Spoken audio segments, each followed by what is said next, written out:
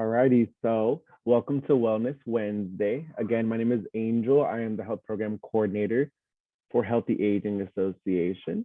And our guest speaker today is Dr. Bob McGrew. And today our presentation will be on assistive devices.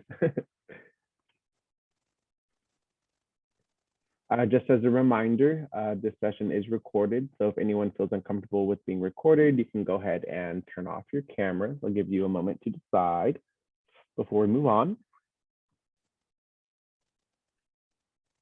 Alrighty. Healthy Aging Association is a 501c3 nonprofit. Our mission is to help older Americans live longer, healthier, more independent lives by promoting increased physical activity, sound health, and nutrition practices. So to begin, I would like to present some statistics. So the goals of assistive device use are to improve independent mobility, reduce disability, and delay functional decline. Some statistics that I found, 6.1 million adults use mobility devices. 2/3 of these people are older than 65 years. Some assistive devices are canes, walkers, crutches. Only about 1/3 of patients obtain their device through a medical professional. And I found that only 20% of patients received education on how to use their device. So safety and staying fall free. The importance of being fall free. Falls can lead to many things, including serious injury that can change your life. Your eyesight, hearing, and reflexes may not be as sharp, and if paired with chronic illness like diabetes and heart disease, your balance can be affected. Some complications from chronic illness can affect your nerves and feet, which increase your risk of falling. So what can you do? My favorite thing to tell people is throw out your throw rugs. A lot of the time they're just there for decoration and they can be tripping hazards. You can slip if they're not taped down properly and things like that. You can add support around your home. Some things, grab bars, night lights can help you see, and non-slip bath mats inside of a bathtub or shower can help reduce the risk of falls. Use your assistive device if you have one.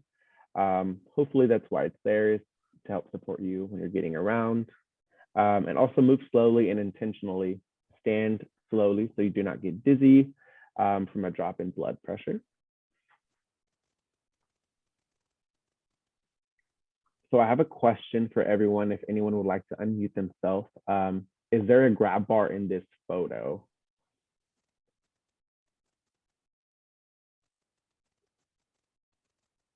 Anyone?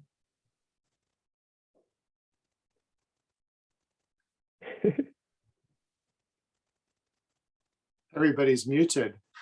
Yeah, anyone would like. I think I see one between at the back of the bath. Isn't that a grab bar? Yeah. Okay. So if that is the answer, it actually is not. That bar is there. It's actually a towel rod. So for like washcloths and things like that you may use in the shower, that's what that's for. So grab bar is in the second photo, above the towel rod actually. Okay. Good answer, Dr. Bob. Yeah, it's good to know. Yeah. So in this photo, can standing in a bare tub like this be a hazard? Feel free to unmute yourself and answer if you'd like.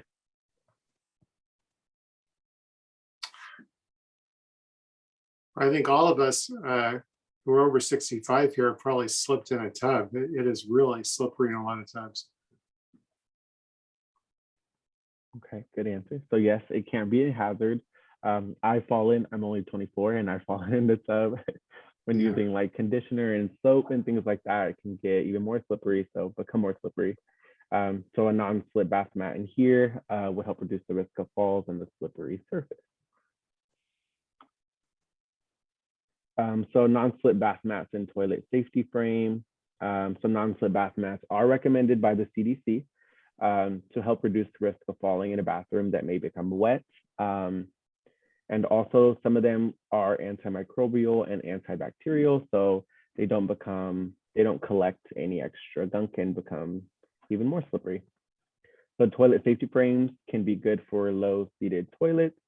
You can add a toilet riser on top of the seat as well to help make it easier when sitting or standing from the toilet. And you are actually less likely to fall using a sturdy frame of this kind rather than using another surface. For example, I've seen like my grandma, she put her hand in the sink to pull herself up. Imagine if the sink is even has the least bit of water in there, she could slip off of it and still fall. So in the picture there's an example of a toilet seat safety frame. Right. And I know one of the things that affects a lot of us over 65 are when we're injured. Say we do fall, get an injury, have trouble bending over. Maybe usually you're fine, but when you're injured, you aren't. So we got that toilet safety frame for temporary use when my wife had hip surgery. Took her about a month before she could get up and down on her own. Oh, wow. Great insight, Dr. Bob. Thank you. And shower chairs. So why a shower chair? If you're experiencing excessive or any pain at all, you have limited mobility, you're at risk for falling, and if you are not able to stand for long periods of time, a shower chair can help you just feel more independent in the shower. You can sit.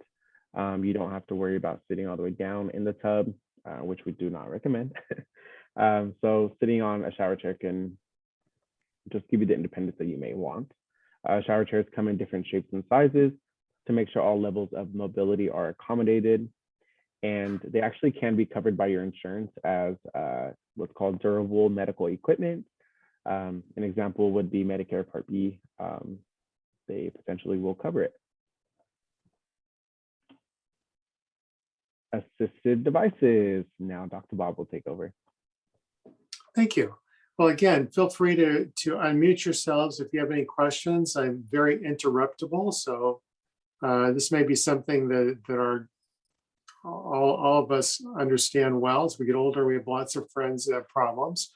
But let's just start with canes and work our way up. Angel, go ahead.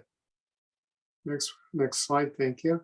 So, as we can see, there's two kinds of canes. If you go back to the first slide, Angel, this is a 4-prong cane, and this is the one that we usually recommend for anybody who's post-surgery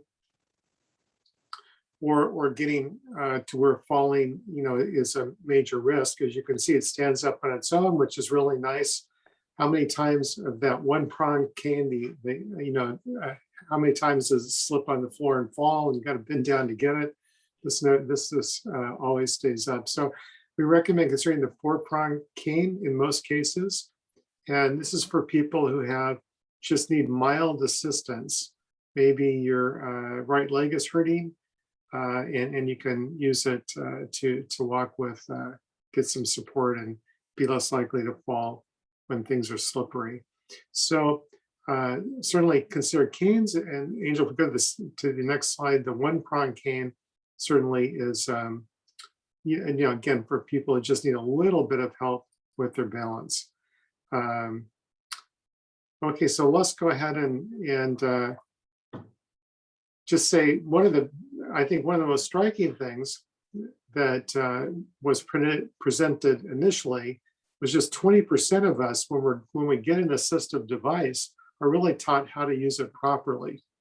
And this is really a tough issue. So with regard to canes, you can use them on either side of the body. You can use them if I hurt my left knee, which I actually did. I used a cane after knee surgery. I can use it on my left side, or I can use the cane on my right side.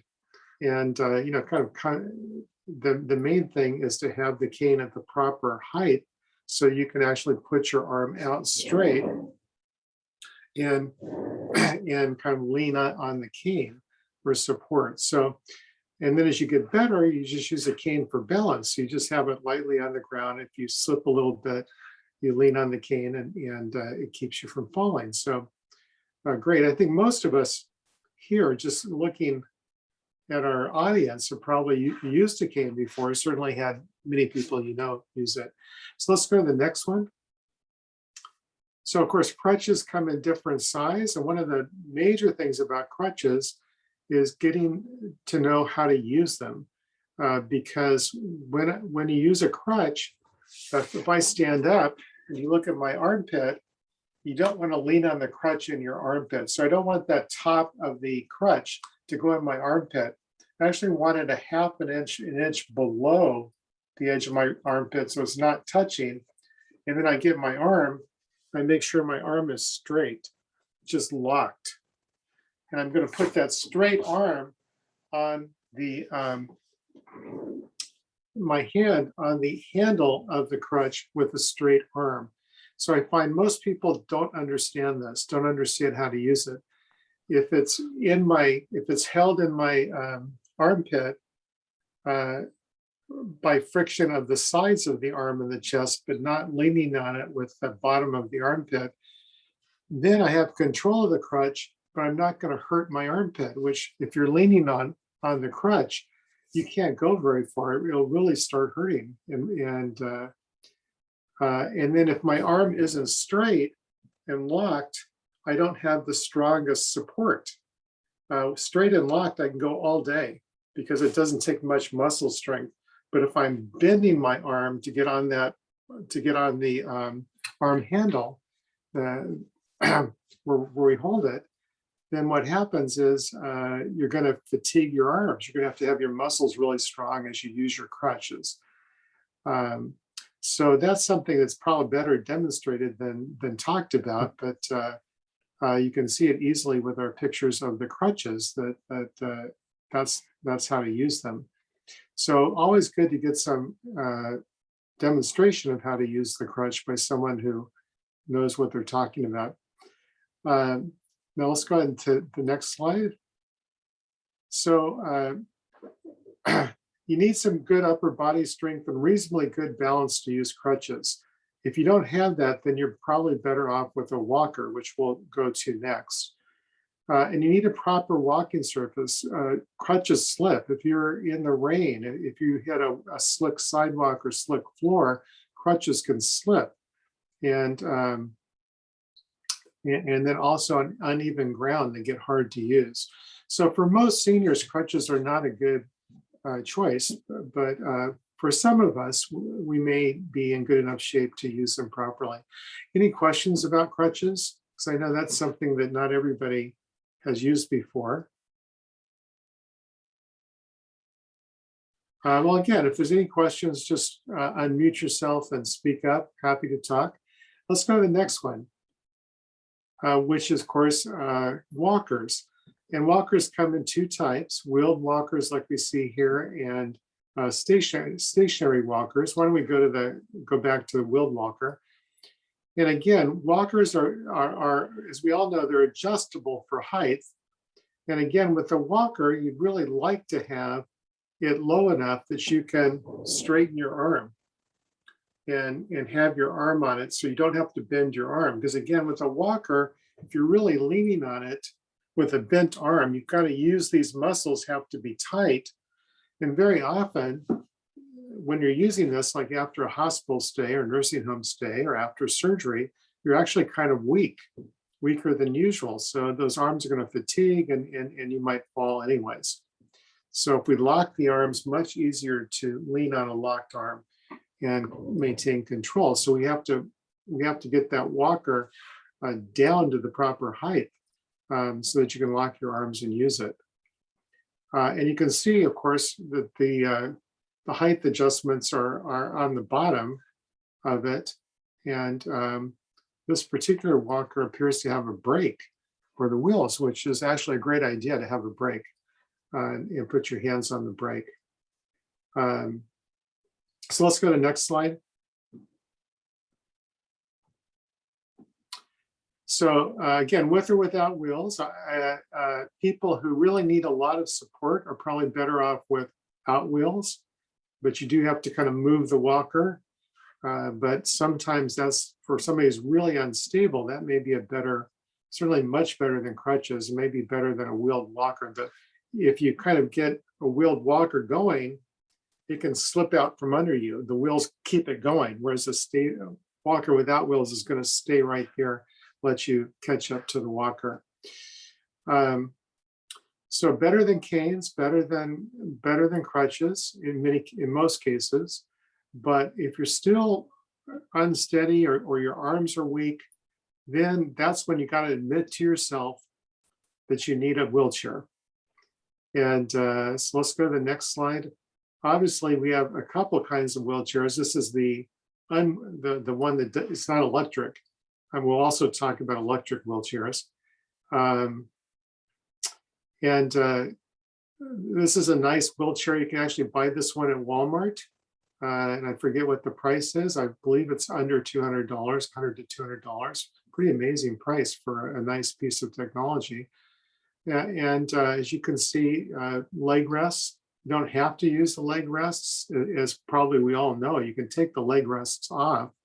So somebody who's maybe at, you see a lot of people at assisted living or nursing homes who have their wheelchair legs off, and they just have their own legs on the floor, and they just pull themselves around the facility by walking their legs on the floor while they're sitting in the wheelchair. So there's a lot of diversity in wheelchairs. I think for many people, this is the best option post-operatively or anytime you're injured or if you get really sick and you're rehabilitating, because we don't want you to fall. Falls just are, as probably we all know, falls are take a huge risk. In my own mother-in-law fell when she was getting more demented, fell, hit her head, and died from head trauma. So it's very personal for me, to want to help people to avoid that outcome. Okay, let's go to the next slide. Now this is you can see the battery on the back. This is a motorized wheelchair. This again is available. You can buy it at Walmart. Really a nice one. A little bit less elaborate than some of the medical electrical wheelchairs that are much, much more expensive. Again, a few $100s, but provides great mobility for those who can't push themselves around with their feet or their arms. So let's go to the next slide. So again, with wheelchairs, these are for people with very poor balance or very poor strength. Electric is a great way to go for many people, as we know. One of the things to realize is some wheelchairs are much lighter than other ones. Some fold easily, some don't. And that could be a big thing if you're going to have the wheelchair at home and take it with you to places. You're going to want a lightweight wheelchair. And again, the cheaper wheelchairs tend to be lighter, more portable, less supportive. The expensive ones are more durable, more supportive, but they're heavier than heck. And then there's many options if you can't sit up straight because of things like strokes or just debility, being really weak, or if you can't move around in a wheelchair, get a bed sore. Got lots of ways to customize the wheelchairs. Okay, let's go on. Okay, and here's something we see. I just saw a lady in this yesterday going up Prescott Road on the side of the road with her groceries in a cart much like this. And they've really given mobility to a lot of people. This one you can buy on the internet, you can buy at Walmart, you can get delivered to your home. For this one, I think is under $1,000 or somewhere around that level. So we've got a basket, we've got a horn, we can drive it around like a little car. So this has given mobility to a lot of people. We really think it's a great thing. We just have to realize the limitations of this. including that if the battery goes out or it has a mechanical breakdown, you're in trouble. So, and also they're hard to navigate around most houses, although you can do it. It's difficult to get through doors easily. So yeah, so let's go on to the next slide. So you need a large house, assisted living. Of course, we can use these for shopping. Some of us probably already have going outside. And servicing can be expensive, and it usually is not covered by most health insurances. So we've got to take that into mind. Health insurances make getting a mobility cart like this, a scooter, they're sometimes called, it makes it very difficult. You've got to have a lot of health issues to get this covered on your health insurance.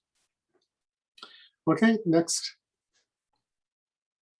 Okay, and then a couple last things to consider. We all recognize the grabber, and lots of different kinds of grabbers. They're also called reachers, but great to have if you have a cart, if you have crutches or any of these mobility devices. You don't want to be bending down to get things off the floor or off the ground. So highly recommend that. And lots of different kinds to choose from. The cheapest one I found was like $7, so we should all have these. Okay, Angel, next one. And here's just a picture of the use of a grabber. And this one's a neat kind where they're using it to reach out at least 3 feet. Next one. So yeah, so I use a grabber sometimes just because my back gets sore if I bend too much, and of course if you're in a wheelchair, big reason to do that. Amazon has lots of varieties as well as every drugstore. Okay, next. And I think this is my last one, mobility device, but can be very important and surprisingly affordable for the lower, less costly ones. And of course, this is a electric chair system for your stairs in your house, and these have allowed a lot of people to stay at home, sometimes along with maybe having home nursing services come or home health service, sending medical attendants to, and keeping people in their house. I know that for my father-in-law, who was very sick at his house. They had 3 bedrooms upstairs, both full bathrooms were upstairs, and downstairs was a half bath. So he spent the last several months of his life downstairs. He couldn't get upstairs, and having a chair like this might have made a difference. But this is kind of relatively new technology. This was before, wasn't real available when he was ill. So yeah, good thing to be aware of and to keep in mind, and maybe some of us will be using this in our future. But you do need an attendant, a family member, an attendant to help you get in and out, up and down. But again, these run anywhere from $1,000 or $2 up. So, but still, compared to nursing home prices, could be great, and lets us do what all of us want to do, which is stay at home rather than be in an assisted living if we possibly can. So yeah, I think, Angel, do we have anything else? And of course, these need maintenance, and you almost have to have somebody else around because the lift may stop, break down halfway up the stairs, then you're stuck. And you certainly could fall off if you're not properly in it. All right, anything else? Let's go to the next one. Yeah, so there's a question. Any questions? Hopefully we've got something. Go ahead and unmute yourself and Hello. Yes. Yes. I just wanted to make a comment. Well, Sure. I broke my leg 2 years ago, and there's Yes. an agency down on 8th Street where I forget what it's called, but You can get medical devices. They loan them out and you pay, I think, $10 deposit. I got a bath chair. They have canes and walkers, and they even have, they had a chair that electric chair, recliner chair to get in and out of. And so they're very helpful, and people donate to them, and that's how they function. So I just wanted to mention that. Thank you. You know, I can't remember that agency, but it's a nonprofit. And Naomi, you said it was where? It was On 8th Street. 8th Street, downtown on 8th Street. Yes, boy, I can see that building. I've heard the directors speak, and they do loan. You're absolutely right. They have quite a bevy of assistive devices that you can get for nothing. Thank you for reminding us of that, Naomi. It's in conjunction. I think there's a thrift store next door, and it's something called disabled persons thrift store, something like. Society for Disabilities. Yes, it's right next door to that. Right, I think that's the Society for Disabilities here in Modesto. Mm-hmm. Yeah, and you're absolutely right. Yeah, it's 1129 8th Street, Society for Disabilities thrift store. You're absolutely right, Naomi. Thank you. It's very helpful for us to remember. And Yeah. also, I'd just like to comment, this is a very important program about falls, because I fell in my home, in my bedroom, when I broke my leg. And I've been trying to be so careful. But 2 weeks ago, I fell on the porch again, and wow. I didn't break anything, but I got really sore and bruised. Thank goodness. And so both Right. times it was from careless things in the way, tripping over something. So I think that's a very important part of it, to keep your places clear. Right, and I think Angel presented, you know, the throw rugs are something that I've had patients who slipped over throw rugs, and I hate them personally. I shuffle my feet, so I even as a young man, I was tripping on throw rugs because I just shuffle my feet along naturally to walk. So that's a great point. Thank you. I got rid of those, but it was obstacles in the way. Okay, something that was on the floor that shouldn't have been there. Yes. Yeah. And that's a tough issue for some of us. I bet some of you may have a little dog at home or a little cat, right? And people trip over their dogs and cats all the time. I can tell you from being a doctor. So something to think about, being careful. Well, everyone, I just wanted to mention our Dignity at Home fall prevention program. Everything is free. We unfortunately don't provide assistive devices like wheelchairs or walkers, but we do provide like shower chairs, grab bars, and different things like that that can potentially help reduce your risk of falling in the home.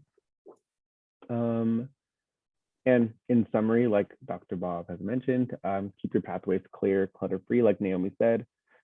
Just things on the ground that don't need to be there can be dangerous. And like be aware of uneven surfaces in and around your home is a good thing to keep in mind. Also, like Dr. Bob said, watch out for your pets. Dogs and cats can be squirmy sometimes, so gotta remember to watch out for that. And just invest in yourself. Join a fall prevention program. Come to our Wellness Wednesdays. Learn how just to remain safe overall. Does anyone else have any questions or comments? Well, nice to see everyone. Thank you for joining us today. Hopefully it was helpful. Yes, thank you all so much. We hope to see you at the Fall Prevention and Aging Summit from the 18th to the 22nd. We will have virtual links for you guys very soon, and we will have lots of different topics that you guys can hopefully benefit from. And Dr. Bob will be there, so come see us again. Okay. Oh, there it is, 18th to 20th. If there are no more questions, thank you again for coming, and we hope to see you all soon. Thank you, Angel, for hosting us. Did an Of excellent course. job. I appreciate that. Thank you, thank you. Thank you, Angel. Sure.